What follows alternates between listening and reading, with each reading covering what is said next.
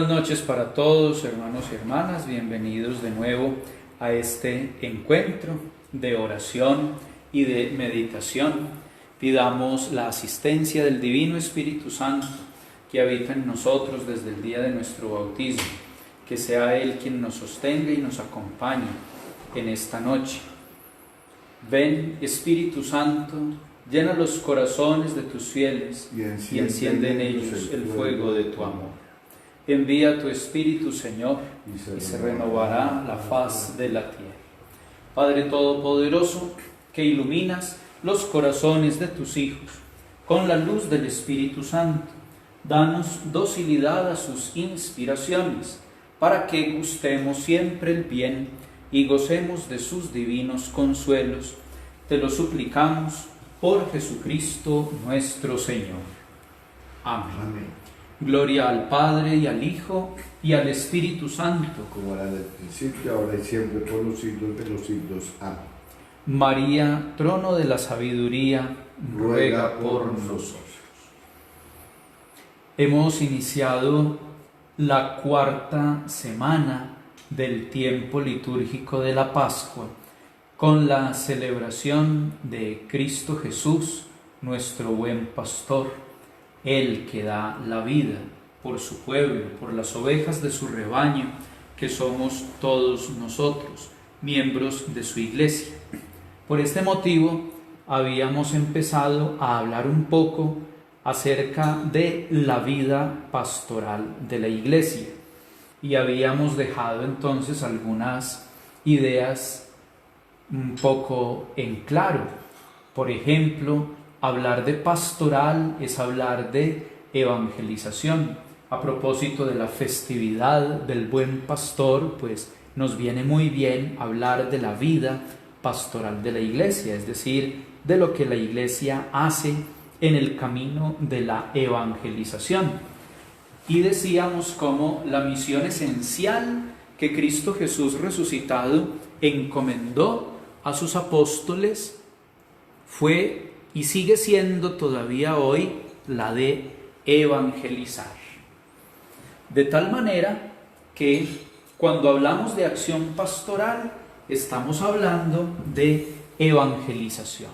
Pastoral es evangelización, pero esta evangelización, esta acción pastoral, se expresa en varias dimensiones. Encontramos 4 dimensiones de la vida pastoral de la iglesia. La dimensión profética, que es la que nos mueve a anunciar la palabra de Dios, a llevar el evangelio a todos los lugares del mundo. Tenemos también una dimensión social de la pastoral, que se encarga de promover la caridad, de ayudar a los hermanos más necesitados, de velar por la justicia social.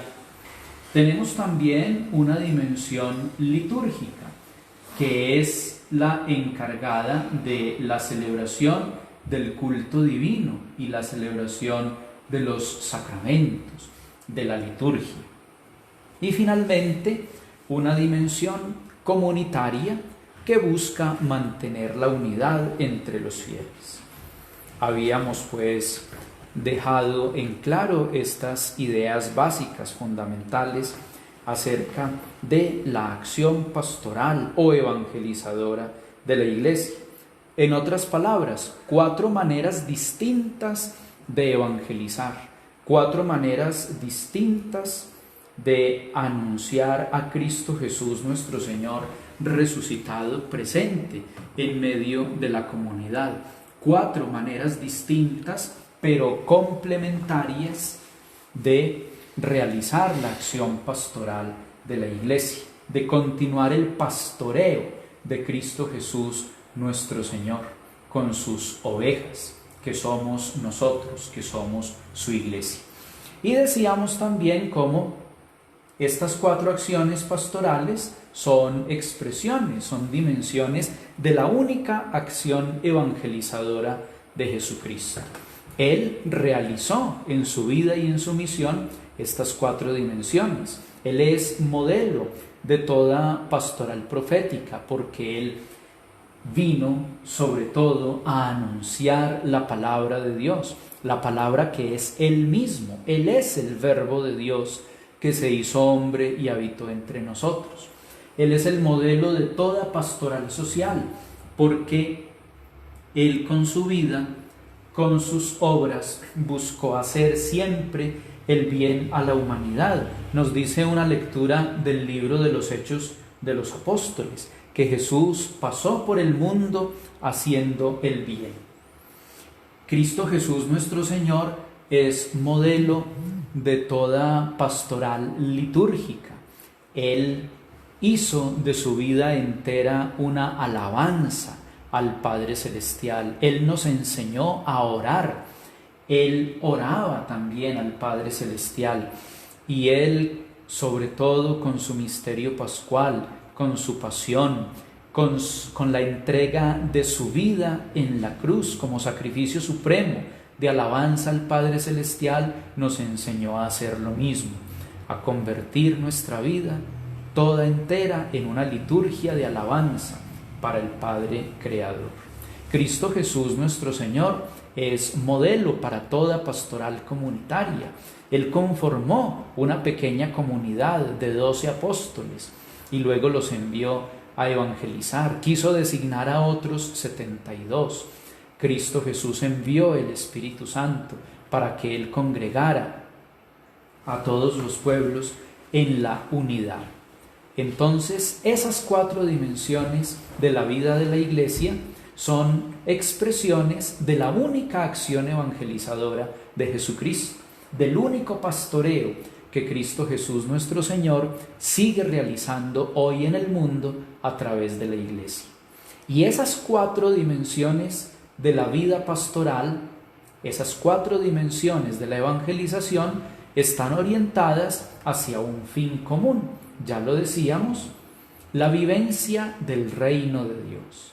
El reino de Dios fue el objetivo de Jesús mediante la formación de comunidades eclesiales. Él conformó su pequeña comunidad, como ya lo dijimos, con los 12 apóstoles. Hoy el reino de Dios sigue siendo el objetivo central de la misión evangelizadora de la Iglesia.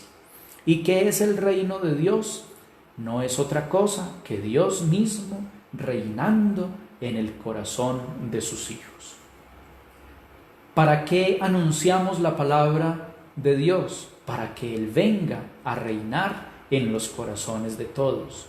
¿Para qué hacemos labores de caridad, de solidaridad con los hermanos? Para mostrar de un modo concreto el reino de Dios, actuando, favoreciendo al necesitado. ¿Para qué celebramos el culto? ¿Para qué oramos? Precisamente para expresar que el reino de Dios vive en nosotros. ¿Para qué nos reunimos en pequeñas comunidades, en grupos, en movimientos apostólicos, eclesiales? Precisamente para dar testimonio de la presencia del reino de Dios en nuestra vida, un testimonio comunitario. Vamos entonces ahora a tratar de profundizar un poco en cada una de estas dimensiones de la vida de la Iglesia. Hoy les invito a que profundicemos un poco acerca de la acción pastoral profética y la acción pastoral social o caritativa. Entonces, empecemos con la acción profética. Es la dimensión que abarca todas las actividades que están encaminadas al anuncio de la palabra de Dios, aprovechando todos los medios que haya a disposición. En la acción pastoral, esta dimensión profética es como el contenido central, porque esta acción profética es la dimensión generadora y fontal, es decir, es la fuente de donde emanan, de donde surgen las otras 3. La dimensión social o caritativa, la dimensión litúrgica y la dimensión comunitaria nacen del anuncio de la palabra de Dios. Y así lo podemos encontrar en el capítulo 1, versículo 1 del Evangelio según San Juan. En el principio existía la palabra, y la palabra era Dios. Más aún, la palabra estaba junto a Dios. Esa palabra que era Dios, que es Dios mismo, vino a habitar en medio de nosotros. Por eso, lo primero siempre es la palabra de Dios. Reconocemos entonces aquí la importancia, la centralidad que la palabra misma de Dios tiene en la vida de la iglesia. En el principio existía la palabra. La palabra es la dimensión generadora, la dimensión fontal de todo lo demás. Todo en la iglesia surge del anuncio de la palabra de Dios. La palabra se hizo hombre y habitó entre nosotros. Esa palabra es Jesucristo. Y así como Cristo Jesús, nuestro Señor, anunció el Evangelio a los 12 y a las multitudes, hoy la iglesia también sigue por todos los medios posibles anunciando ese mismo Evangelio, esa misma buena nueva de la salvación, a través de todas las iniciativas evangelizadoras, a través de la catequesis, a través de los anuncios, de los retiros, de las pequeñas comunidades, a través de la homilía en todas las celebraciones eucarísticas, a través del estudio de la teología, a través de la predicación, a través de los medios de comunicación, de la prensa, la radio, la televisión, la internet, etc. A través de todos los medios que tengamos a mano, entonces la palabra de Dios va llegando poco a poco a la mente y al corazón de los fieles. En el Antiguo Testamento ya existía esa pastoral profética, ya se anunciaba la palabra de Dios. Dios mismo ofrecía la salvación a su pueblo mediante la acción de los profetas. ¿Quién es el profeta? El profeta era el que hablaba en nombre de Dios. Gran parte de la predicación de los profetas quedó por escrito en los libros sagrados que con frecuencia escuchamos en la celebración eucarística. Escuchamos a los proclamadores anunciar lectura del profeta Isaías, lectura del profeta Jeremías, lectura del profeta Ezequiel, etc. Si vamos a la Sagrada Escritura, al Antiguo Testamento, allí encontraremos los escritos de los profetas. Gran parte de su predicación quedó allí consignada y ha llegado hasta nosotros a través de los libros sagrados, contenidos precisamente en la Santa Biblia. ¿Cuál era la misión del profeta en el Antiguo Testamento? Era una misión muy amplia, muy variada. Entonces ya lo dijimos, como primera medida, el profeta era el encargado de anunciar la palabra de Dios.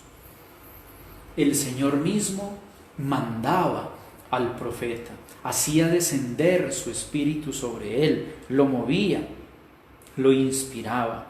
Hijo de hombre, ve al pueblo de Israel y comunícale mis palabras. Es lo que le dice el Señor, por ejemplo, a Ezequiel. Lo encontramos en el capítulo 3. ¿Qué más hacía el profeta?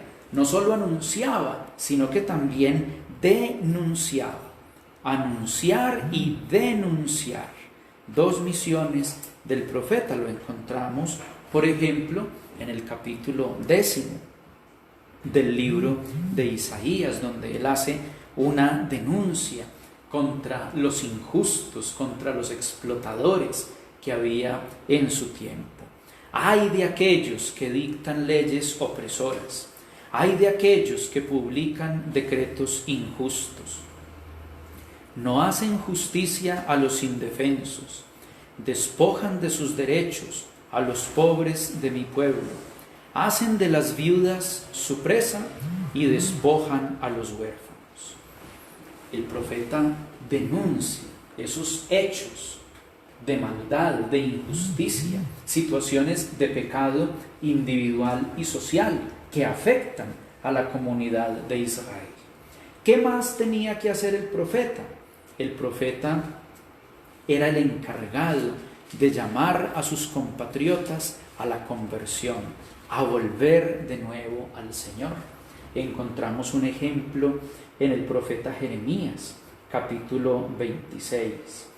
Corrijan su conducta y sus acciones, obedezcan al Señor su Dios.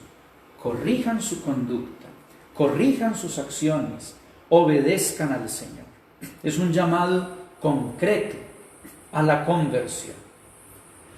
¿Qué más hacía el profeta? Dar testimonio personal, viviendo esa misma conversión que él anunciaba, que él predicaba.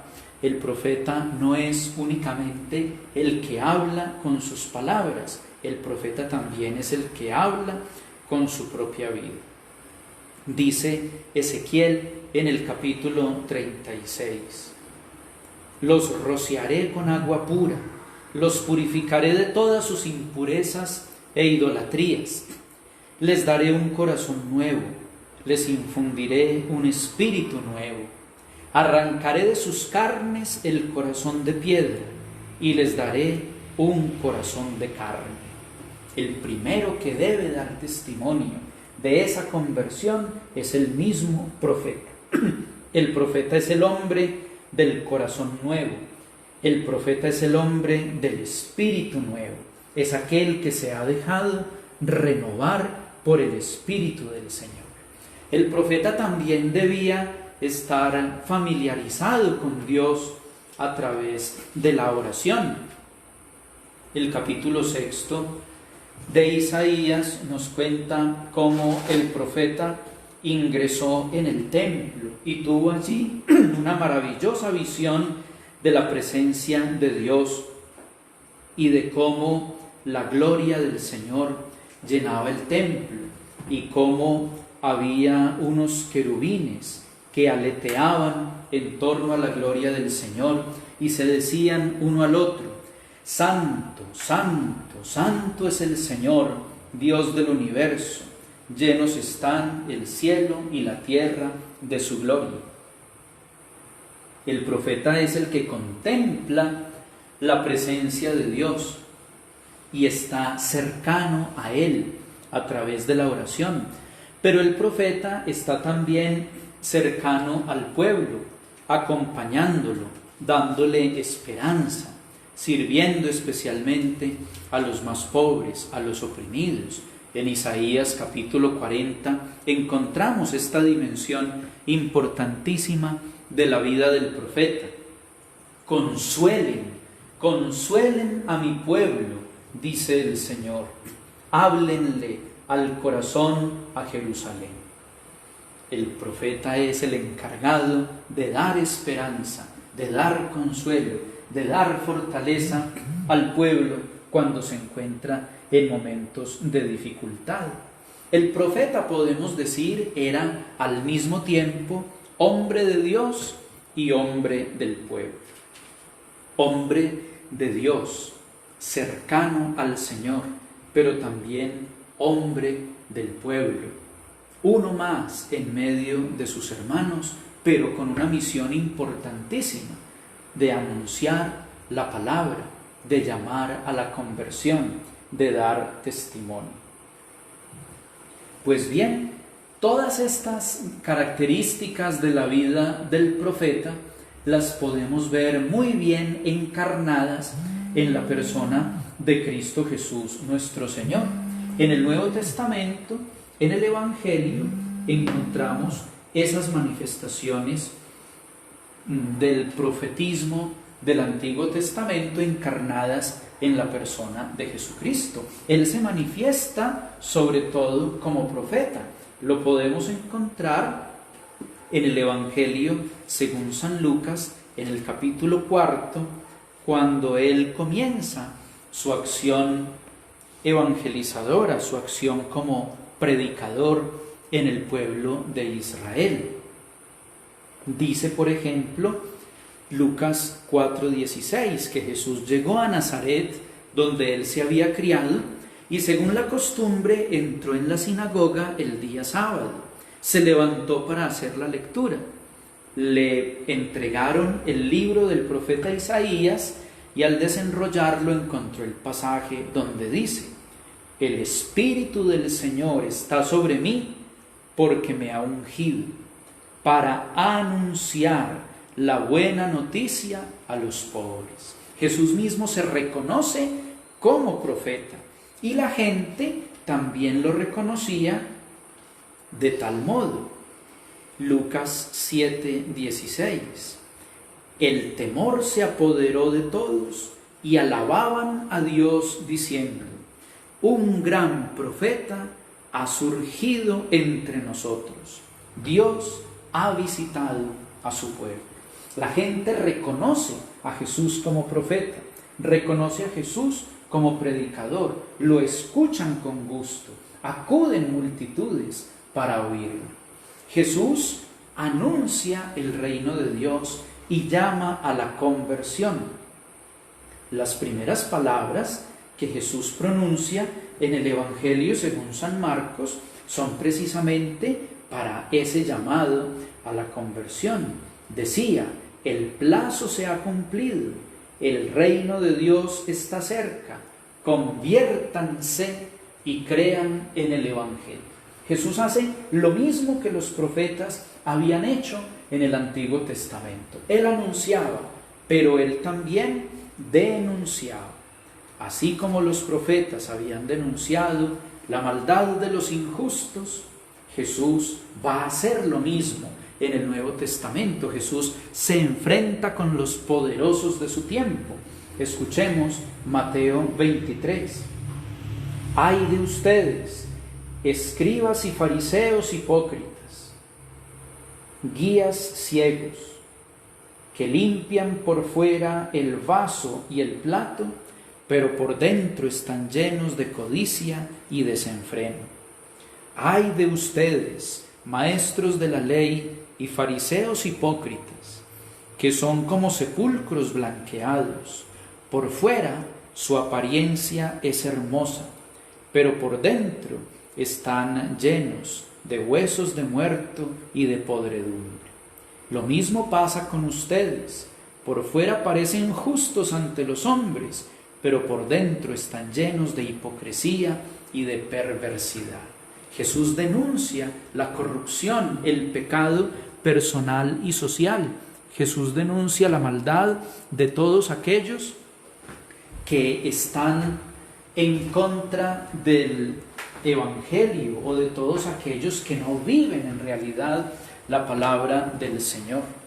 Jesús denuncia la maldad de todas esas personas. Jesús, con palabras muy fuertes, los interpela, les dice hipócritas. Es la acción profética de Jesús que denuncia la maldad. Pero así como los profetas estaban cercanos a Dios y cercanos al pueblo en el Antiguo Testamento, también Jesús realiza lo mismo. Él se acercaba, él acompañaba al pueblo, perdonando a los pecadores, devolviendo la salud y la vida, principalmente a los más pobres, a los más abandonados. En muchos lugares del Evangelio escuchamos precisamente cómo él se conmueve ante la enfermedad. Jesús sana a los enfermos. Jesús parte el pan para los hambrientos. Le traían todos los que estaban afligidos por enfermedades, por distintos sufrimientos, y Jesús los sanaba, los consolaba. Es parte de la misión profética de Jesús. Y sobre todo, Jesús da testimonio de fidelidad a la voluntad del Padre Celestial a lo largo de toda su vida hasta morir. Padre, en tus manos encomiendo mi espíritu. Son las últimas palabras de Jesús en la cruz. Él es fiel hasta la muerte, es fiel hasta el final, porque eso es lo que se espera de un profeta. Jesús no realizó él solo esta misión profética. La acción de anunciar la palabra no se agotó con él, sino que él la encomendó, la delegó también a sus apóstoles. La primera tarea que Jesús les encomendó fue la acción profética, fue la acción de anunciar, de evangelizar. Y ellos la siguieron realizando después de Pentecostés, llenos ya del Espíritu Santo, como nos lo dice el libro de los Hechos de los Apóstoles, que estamos escuchando a lo largo de este tiempo de Pascua. Ellos daban testimonio de la resurrección del Señor, llenos del Espíritu Santo, y lo hacían por todos los lugares a donde ellos llegaban. Nosotros también hoy somos encargados de continuar esta labor profética de Cristo Jesús nuestro Señor. Cuando anunciamos la palabra de Dios en la predicación, en la catequesis, en las reflexiones bíblicas de grupos y de pequeñas comunidades eclesiales, en los medios de comunicación social, en la prensa, la radio, la televisión, la internet, en estos días difíciles para todos en los que no hemos podido volvernos a congregar en el templo, en nuestras comunidades, hemos hecho uso de los medios de comunicación, sobre todo de estas redes sociales y de los insumos que nos ofrece la tecnología para seguirnos alimentando de la palabra de Dios, para mantener ese contacto unos con otros. Pues bien, esto es pastoral profética, anunciar la palabra a través de todos los medios que tengamos a nuestra disposición. La pastoral profética consiste también en denunciar hechos, situaciones sociales que son pecado, iluminados por la palabra de Dios y sobre todo invitando a la conversión. No se trata de tomar los micrófonos o de tomar las redes sociales o las cámaras de televisión para hablar mal de las personas, como decimos en lenguaje coloquial, para sacarle al otro los trapitos al sol. No se trata de eso. Esa no es la denuncia cristiana. La denuncia cristiana es, sobre todo, aquella que llama a la conversión. La denuncia cristiana es aquella que nos hace tomar permanentemente conciencia del pecado, de aquello que no está funcionando bien en la comunidad, en la iglesia, en el mundo. Iluminar esas situaciones con la palabra de Dios y llamar a todos a la conversión.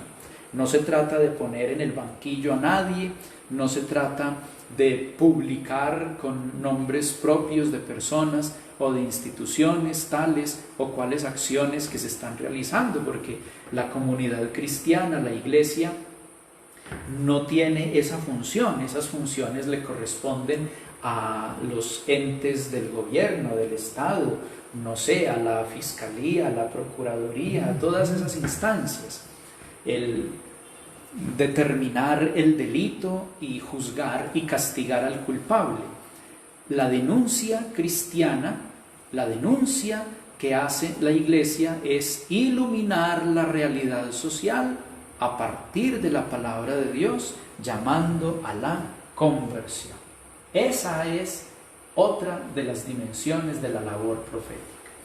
Y sobre todo, pues, parte de esta pastoral profética es también estimular a otros hermanos con nuestro testimonio de vida. Recuerden que el profeta no solo predicaba con sus palabras, sino con su testimonio. Jesús no solo predicaba con sus palabras, sino también con sus hechos, de tal manera que nosotros también debemos hacer lo mismo, estimular a otros hermanos con nuestro testimonio de vida, para que vivan, para que actúen en la familia, en el trabajo, en la política, en la cultura, en la sociedad, etcétera, según lo que nos pide Cristo Jesús nuestro Señor en el Evangelio. Esa es entonces nuestra labor, porque todos por el bautismo hemos sido constituidos también profetas. Todos por el bautismo estamos llamados a anunciar la palabra de Dios, a denunciar el mal, es decir, a llamar a todos a la conversión, y nosotros somos los primeros que debemos estar en ese camino de acercamiento permanente al Señor. Y sobre todo, dar buen testimonio con nuestras vidas de aquello que anunciamos con nuestras palabras. Esa es la pastoral profética, a través de todos los medios que tengamos a nuestra disposición.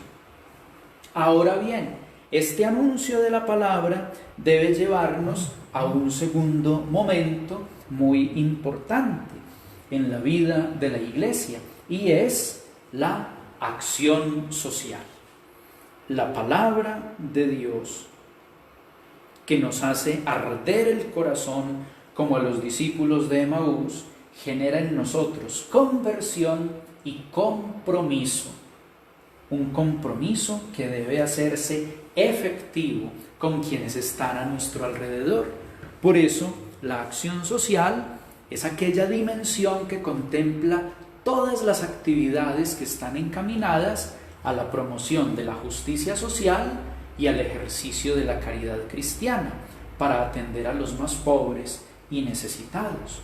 Siempre habrá pobres, a los pobres siempre los tendrán con ustedes, ha dicho el Señor en el Evangelio. A mí no siempre me tendrán, pero a los pobres siempre los tendrán con ustedes. Pues bien, entonces hay que hacer algo por nuestros hermanos necesitados. La palabra de Dios debe movernos a un compromiso concreto con quien nos necesita, con quien está a nuestro lado. Les decía en otra catequesis anterior cómo es muy bonito y muy significativo que en nuestros templos, muy cerca del ambón, del altar de la palabra donde se proclaman las lecturas, siempre está ubicado el canasto para los pobres. ¿Por qué? Como signo precisamente de que el escuchar la palabra de Dios debe mover nuestro corazón y nuestras manos para ayudar a los hermanos. Ya en el Antiguo Testamento se vivía esta pastoral social. El pueblo de Israel, mientras escuchaba la palabra de Dios que le pedía conversión, mientras celebraba el culto de alabanza al Señor, ese pueblo de Israel estaba también llamado a comportarse y a organizar su vida social, económica, política, cultural, conforme a los mandamientos divinos.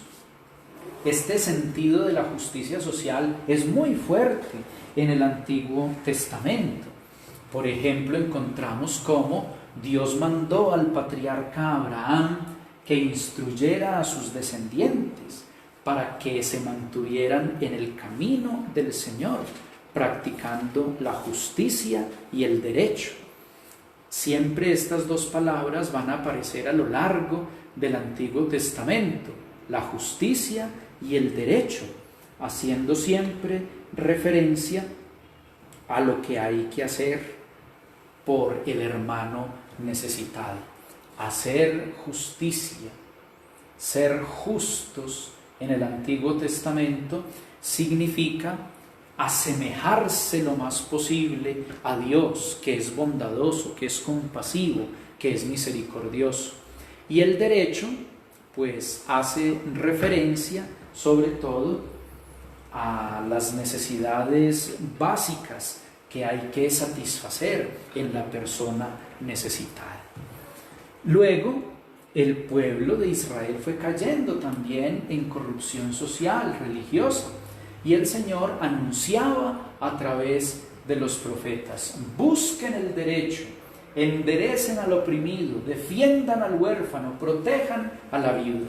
Aquí encontramos el sentido de la palabra derecho en el Antiguo Testamento. Mire, favorecer al oprimido, al huérfano, a la viuda, es decir, a los más necesitados del pueblo. Siempre a lo largo del Antiguo Testamento se encuentra una gran sensibilidad por lo social. El mismo Cristo Jesús, nuestro Señor, anunciaba el reino de Dios, su acción profética, pero también realizaba una acción social. En el Evangelio siempre encontramos cómo Él se acercaba a los más pobres y necesitados para dignificarlos, para sanarlos de sus dolencias, de sus enfermedades, para liberarlos de los espíritus inmundos. Y con frecuencia Él también se apartaba para orar íntimamente a su Padre Dios. Cristo Jesús es modelo por excelencia de la acción profética, de la acción social y de la acción litúrgica. Cristo Jesús nos enseña que el reino de Dios es de aquellos que por amor comparten sus bienes con los más necesitados, con los que carecen de alimento, de vestido, de salud, de libertad. Recordamos ese pasaje espléndido del capítulo 25 del Evangelio según San Mateo. El juicio final: vengan benditos de mi Padre, porque tuve hambre y me dieron de comer, porque tuve sed y me dieron de beber, porque fui forastero y me hospedaron, porque estuve enfermo y me visitaron. Señor, pero ¿cuándo? ¿Cuándo hicimos todas esas cosas por ti? Y el Señor les responde: cada vez que lo hicieron con uno de estos mis hermanos más pequeños, conmigo lo hicieron. Cristo Jesús nos enseña que la misericordia está por encima de la misma ley. La misericordia es una de las actitudes centrales, fundamentales de la vida de Cristo Jesús nuestro Señor, que Él quiere que también nosotros practiquemos con nuestros hermanos. El segundo domingo de Pascua hemos celebrado la solemnidad de la Divina Misericordia. Pues bien, si le pedimos al Señor que tenga misericordia de nosotros, es para que nosotros también hagamos con nuestros hermanos exactamente lo mismo. ¿Cómo nos atrevemos a pedirle al Señor que tenga misericordia de nosotros si nosotros no somos misericordiosos con nuestros hermanos? Las primeras comunidades cristianas aprendieron a compartir la palabra de Dios, a compartir la Eucaristía, la oración, pero también compartían los bienes materiales. Y en varios textos del libro de los Hechos de los Apóstoles aparece concretamente esta actitud. Los que habían sido bautizados, dice el libro de los Hechos, se dedicaban con perseverancia a escuchar la enseñanza de los apóstoles, vivían unidos, participaban en la fracción del pan y en las oraciones. Todos los creyentes lo tenían todo en común. Vendían sus posesiones y las distribuían entre todos según las necesidades de cada uno. Se vivía en la primitiva comunidad cristiana esa gran sensibilidad por lo social, esa gran sensibilidad por las necesidades de todos. Pero como las comunidades iban creciendo y cada vez había más hermanos y por tanto había cada vez más necesidades, por eso los apóstoles establecieron el orden de los diáconos. La palabra diácono en la lengua griega significa servidor. A los diáconos se les encomendó la tarea de la caridad, imponiéndoles las manos. Lo encontramos en el relato del capítulo 6 del libro de los Hechos de los Apóstoles, que también hemos escuchado recientemente en la liturgia de la palabra. Los 12 convocaron a todos los discípulos y les dijeron: no está bien que nosotros dejemos de anunciar la palabra de Dios para dedicarnos al servicio de las mesas. Por tanto, hermanos, elijan de entre ustedes 7 hombres de buena fama, llenos del Espíritu Santo y de sabiduría, a los cuales les encomendaremos este servicio, para que nosotros podamos dedicarnos a la oración y al ministerio de la palabra. Y así entonces surgió el diaconado en la iglesia, como un ministerio específico dedicado a la caridad cristiana. Hoy también nosotros, como el antiguo pueblo de Israel, como lo hizo Jesús, como lo hicieron los primeros cristianos, estamos llamados a hacer algo por nuestros hermanos necesitados. Hoy también nosotros estamos llamados a hacer una pastoral social. ¿Cómo se hace hoy la pastoral social? Evangelizando a nuestros hermanos, para que entre todos nos organicemos, para que aprendamos a compartir los bienes con los más necesitados, para que seamos una comunidad más justa, para que entre todos tomemos conciencia de nuestros derechos, pero sobre todo de nuestros deberes sociales. La gente normalmente tiene conciencia de los derechos y hay pues incluso manifestaciones de distinta índole para reclamar los derechos humanos, pero muchas veces se nos olvidan nuestros deberes sociales, nuestros deberes comunitarios, nuestros deberes como cristianos, nuestros deberes para con Dios. Pastoral social implica también el hecho de tomar conciencia de nuestros deberes. Somos una comunidad que debe velar siempre por el bien de todos los hermanos. Y la pastoral social también implica asumir con más responsabilidad nuestros compromisos cívicos y políticos. Somos buenos cristianos, entonces debemos ser también buenos ciudadanos. Si somos buenos cristianos, debemos entonces también estar atentos a las normas civiles, a las leyes. Es mejor obedecer que sacrificar, dice la palabra de Dios. Seguramente hay muchas personas en este momento pues pensando, bueno, y entonces ¿qué es lo que pasa? ¿Por qué no se abren los templos? ¿No será eso como flojera de los sacerdotes, flojera de los obispos? ¿Cierto? Pues hay que cumplir las leyes, hay que cumplir las normas. Hay una ley que nos está diciendo en este momento que debemos quedarnos en nuestro hogar. Pues se podría abrir el templo y se podría convocar de nuevo a la afluencia de fieles. Y si se nos convierte en un foco de contaminación y de difusión del virus, esos mismos que seguramente claman ahora señalando la flojera de los sacerdotes y de los obispos y que ábranos el templo, devuélvanos la Eucaristía, después seguramente estarán también señalando, miren, me contagié en la iglesia. Entonces debemos ser conscientes y debemos ser prudentes, asumir con responsabilidad nuestros compromisos. Ya llegará el día en que podamos volver a abrir los templos, en que podamos volvernos a congregar, pero por ahora es mejor obedecer que sacrificar. La Iglesia realiza entonces esta labor del anuncio de la palabra de Dios.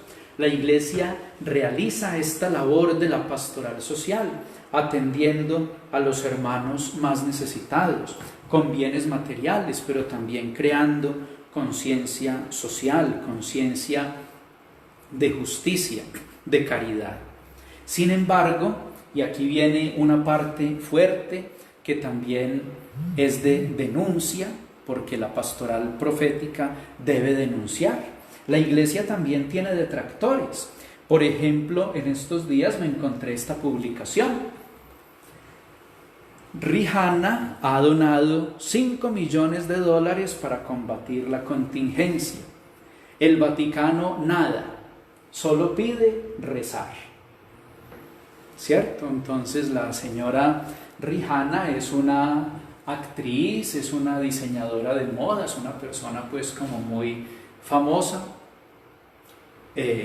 y pues por lo tanto con bastantes recursos económicos. Y entonces en esta publicación que la encontré en el Facebook precisamente es como un ataque a la iglesia, ¿cierto? Y entonces esta señora pues como diseñadora de modas y mire pues el atuendo que lleva y la ponen en contraposición con el Papa. Ella ha donado 5 millones de dólares, el Vaticano invita únicamente a rezar. Pues de todas maneras es una acusación bastante injusta de personas que están abiertamente en contra de todo lo que sea religioso, en contra de todo lo que sea cristiano y sobre todo en contra de todo lo que sea católico.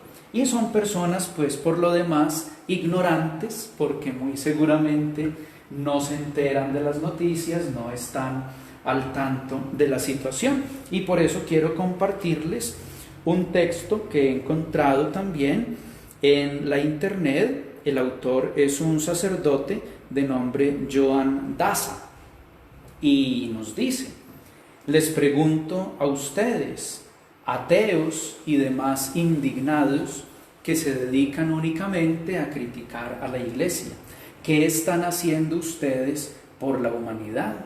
Ustedes que tanto critican y que publican cosas hasta sin saber, porque solamente buscan ser tendencia en las redes sociales.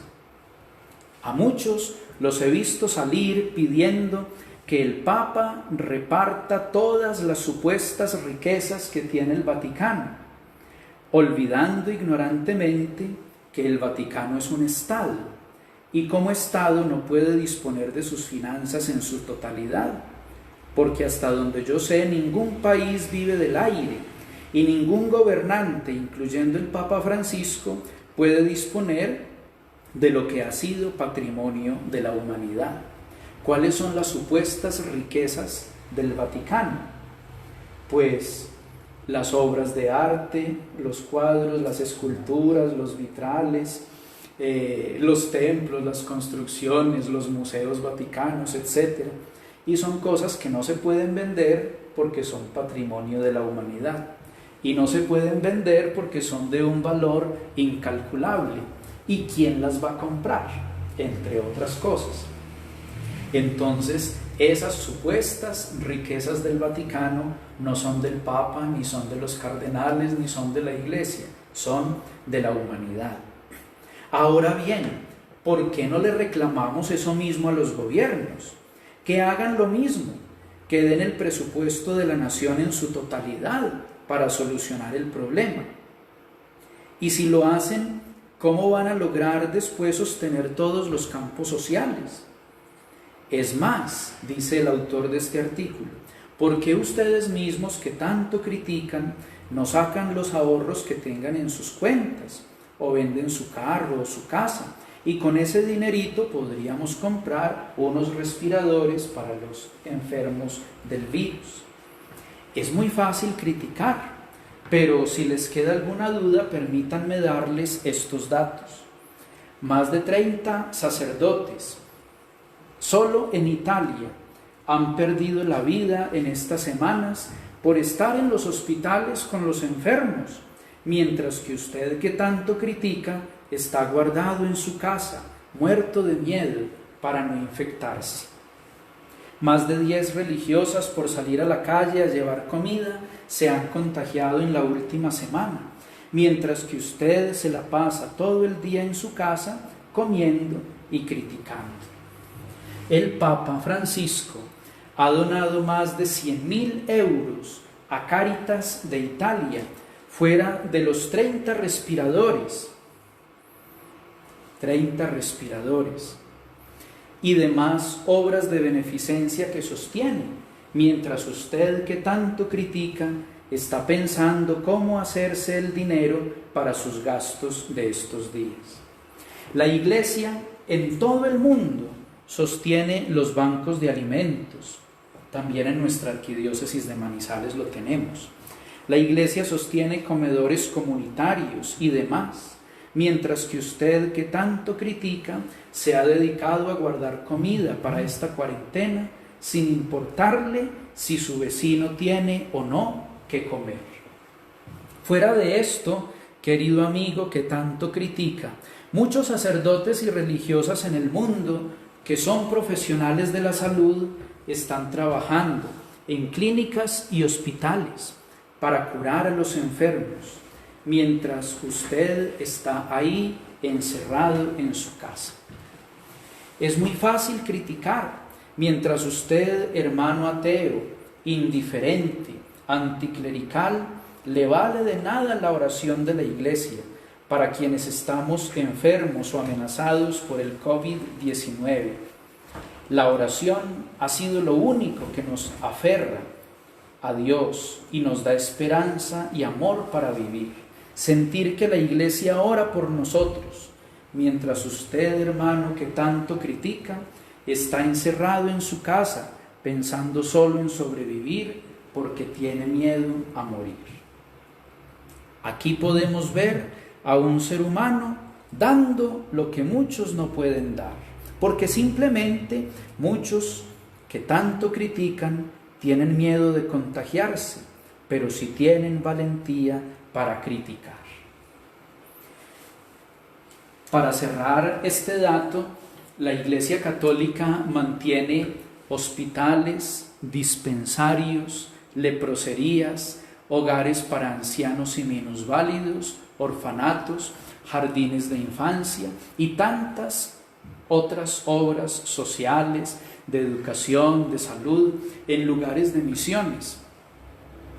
Responsabilidades que le corresponderían a los gobiernos, a los estados, a los municipios, pero son asumidas solidariamente por la acción de la Iglesia. Y ahí está en cifras, según los distintos continentes, la labor que la Iglesia realiza. En África, en América, en Asia, en Europa, en Oceanía. Esas son las verdaderas riquezas de la Iglesia. No son las supuestas cantidades de dinero que están guardadas en el Banco del Vaticano, según los detractores. Las verdaderas riquezas de la Iglesia son estas obras de caridad que se realizan permanentemente en el mundo entero y que no son noticia, a las que nadie les hace publicidad. Mientras que otro tipo de situaciones que ciertamente desdicen de la identidad cristiana, desdicen del sacerdocio, de la santidad de los fieles y de los pastores, muy seguramente sí son noticia y sí están en las primeras páginas de los periódicos y en los titulares de los noticieros. Pero como esto no es noticia, pues entonces nadie le hace publicidad. ¿Y qué se hace en la Arquidiócesis de Manizales? Pues también hay mucho que mostrar. Veamos.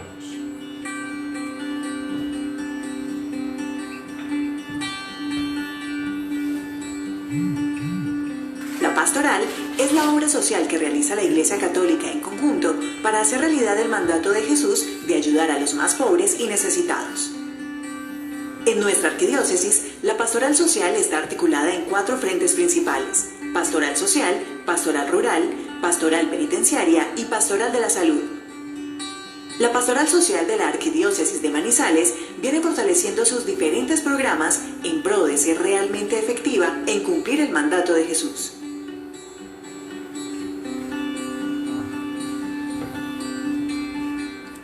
Cuatro dimensiones que son muy importantes en la vida de la Iglesia: el Banco Arquidiocesano de Alimentos, la Posada de Nuestra Señora del Rosario, la Pastoral Penitenciaria Católica desde la cárcel y la Pastoral de la Salud, que se articula en todas nuestras parroquias. Con todas estas labores de pastoral social se busca responder al llamado del Señor, haciendo realidad la frase de San Juan de la Cruz: hermanos, al atardecer de la vida seremos examinados en el amor. Recordemos, las riquezas de la Iglesia son sus hijos, sobre todo los más pobres, los más necesitados. A ellos se dirige no solo el anuncio de la palabra, sino también la caridad. Posteriormente les invitaré a seguir profundizando en las otras dimensiones, en la pastoral litúrgica y en la pastoral comunitaria. Por ahora, quedémonos simplemente con este pensamiento. Al atardecer de la vida, seremos examinados en el amor. En vez de alimentar de pronto las críticas contra la Iglesia, contra la jerarquía, pues más bien dediquémonos, examinémonos a ver qué estamos haciendo nosotros por el hermano que está necesitado. Gloria al Padre, y al Hijo, y al Espíritu Santo. Como era en el principio, ahora y siempre, por los siglos de los siglos. Amén.